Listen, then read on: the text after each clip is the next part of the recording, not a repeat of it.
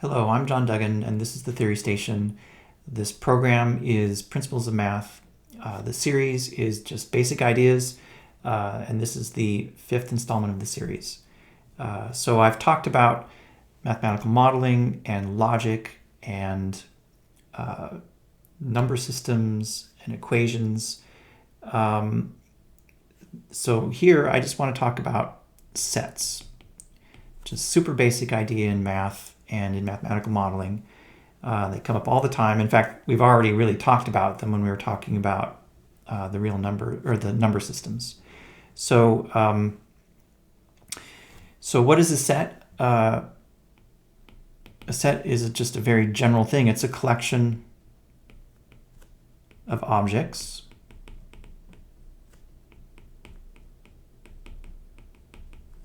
and again, those objects can refer to lots of things, but the best examples are numbers because they're just so precise and easy to work with. So, for example, if I want to talk about the first three natural numbers, that's a collection of objects, and so it's a set. And I can refer to that notationally using this notation here.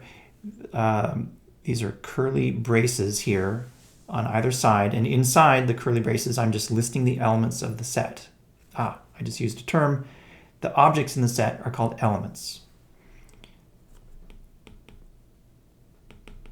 Okay, so we list the elements of the set separated by commas, and it's an easy way to refer to a set. Now, of course, we want to talk about general sets and general elements, and so we're going to have notation for that. In general, when I'm talking about the elements of a set, I'll use lowercase letters like A, B, X, Y. It's kind of fun sometimes to throw in some Greek letters like alpha and beta. And when I'm talking about a set, just to try to make distinctions clear, I'll use capital letters. Now, it can be a little bit tricky because the element of a set could be itself a set. So you can have a set that consists of sets. And that's just, you get used to that as you go on. Now, some sets are very small and easy to list the elements, like 1, 2, 3. Some sets are just so big and complicated you can't just write them down in a list like that. So, for example, all of the real numbers between 1 and 3, that's a continuum of numbers. I can't list all of those. So I'm still going to use this curly bracket notation or curly brace notation. And I'll say x in the real numbers such that vertical bar means such that x is greater than 1 and less than 3. Okay, so here when I say between 1 and 3, I mean strictly between. It has to be strictly bigger than 1, strictly less than 3. If I wanted to talk about the real numbers at least as big as 5, it would be like this. And if I'm talking about the real numbers, I might not even put in the x in R part. Okay. The idea here is that I'm looking at the set of x's satisfying some property. Okay. And in general, that's how you can identify the elements of a set. You'll say x in the set, maybe it's the set A, and then you have to express the property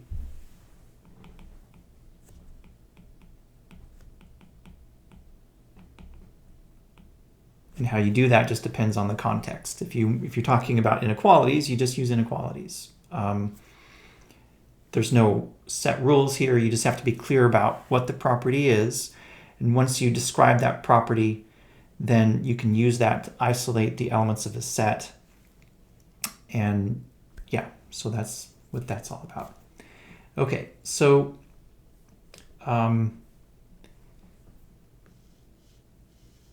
if we stick with the real numbers for a little bit, there's some special sets that come up all the time. Suppose you have two real numbers, A and B, and you want to talk about the set of numbers between A and B, including A and B. So that would be the real number is X. I won't even put in the R because we know we're talking about real numbers that are at least as big as A, but they're no bigger than B. Okay, so I'm using these two inequalities on the right-hand side are the property I'm using to isolate this set. And that is called the closed interval between A and B. And that has special notation. We write A comma B and then closed brackets around that. And then in terms of the line, it's going to include everything between A and B, including the endpoints. Okay.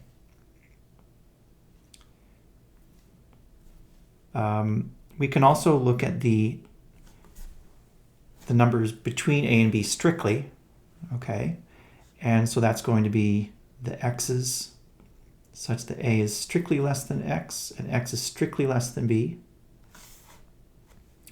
And that's called the open interval between A and B. And we're going to use a similar notation, but we are, instead of using those closed brackets, we're going to use round parentheses that indicate it's the numbers between A and B, but not including the endpoints. Okay? Notice that this notation looks a lot like the pair of numbers on the Cartesian plane with x coordinate equal to A and y coordinate equal to B. That's just an unfortunate notational coincidence. This is not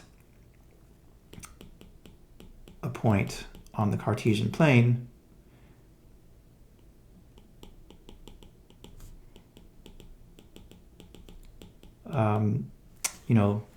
We're kind of limited by alphabetical and typographical symbols, and so every once in a while you'll see notation that overlaps, but you just have to know from context what we're talking about. So here that refers to an open interval.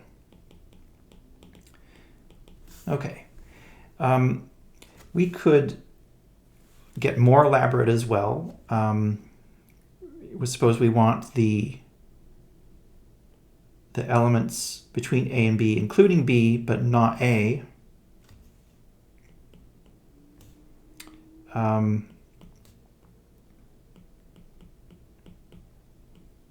Or it could be the real numbers between A and B, including A, but not B. There's all these permutations.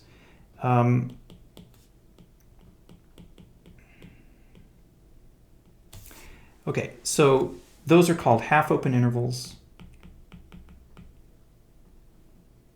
And we could spend all day talking about, different sets of real numbers. There's a lot of them, okay? They're certainly not all intervals. But that's just to give you a taste. Now, speaking of the Cartesian plane, though, let's go back to that. We have our two axes,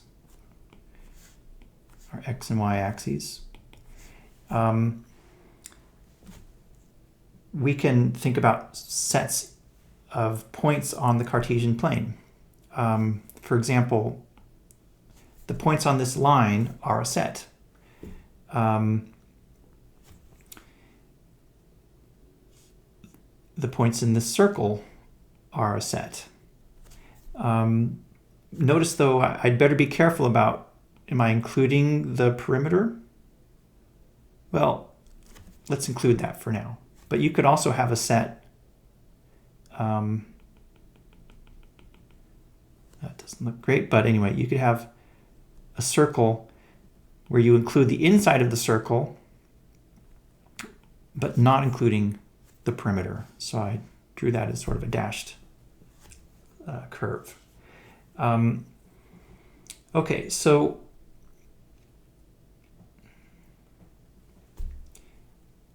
similar to logic, remember with logic, when we had sentences, we could combine them using these operators. There was negation, conjunction, disjunction, etc. Well, we can also operate on sets and make bigger sets. Okay, so we can think about the union of a set. Well, let's start with complement. So suppose we have a set A. So there's some elements in there. What about the things that are not in A? Well, so that would be the x's. X is not in A. That's everything that's outside the set A. Well, that comes up a lot, and that's called the complement of A. And it has its own notation. It's A with a bar over it. Okay. Suppose we have two sets, A and B. And we want to look at the elements that belong to either A or B.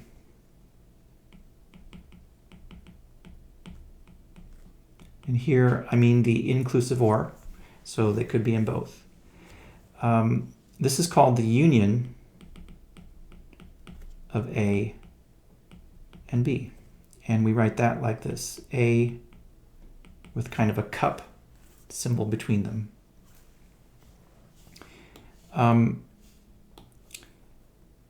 Suppose we want to talk about the elements that are in both.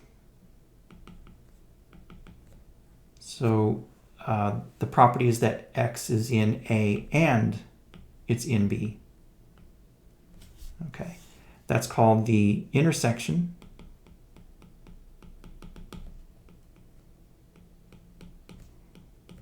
of the two sets.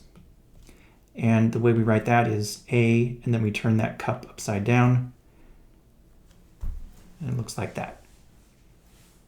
So those are three ways of creating new sets from old sets.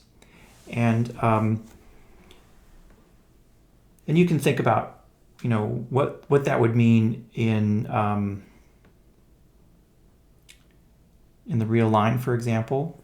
Suppose, that's not very nice, make that straighter. So suppose we have two intervals. Here's one interval. Let's say that's the closed interval from A to B. And here's another, oh, no, I didn't need to put it there. Here's another interval, let's say from C to D. Well, then the union of those is going to be, just given the way I've drawn this, it's going to be everything from A to D.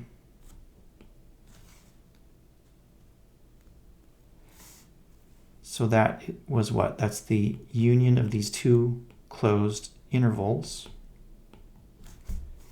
The intersection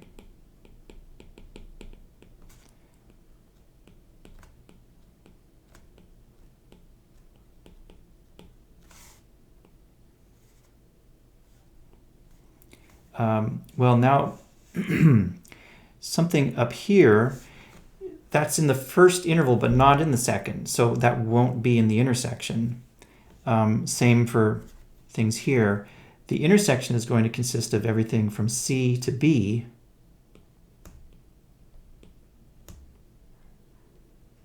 Including those endpoints, C and B. So,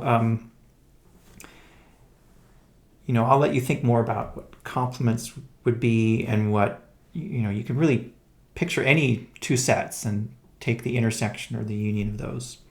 You can do it in the Cartesian plane as well. Suppose we have a circle here, and then, let me just do it here, and another circle here. Then the union would be anything in the plane that's either in this first circle or the second. So it's the blue area that I've circumscribed. And the intersection would be everything that's in both of those circles. So that's going to be this little lens here.